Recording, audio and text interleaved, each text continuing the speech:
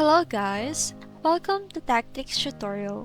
In today's video, I will show you how to download PlayStation Plus app on PC.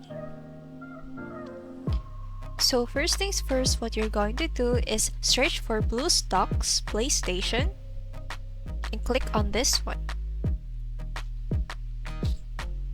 Now you have to download it, so click on this.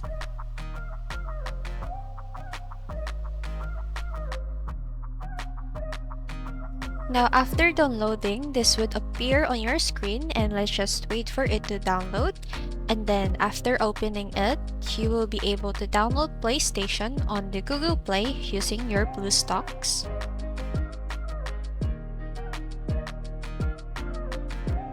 And now let's open this. And now as you can see, you can now be able to play or open your PlayStation on your PC. And then that's it guys, I hope that you learned in this video. Thank you so much for watching.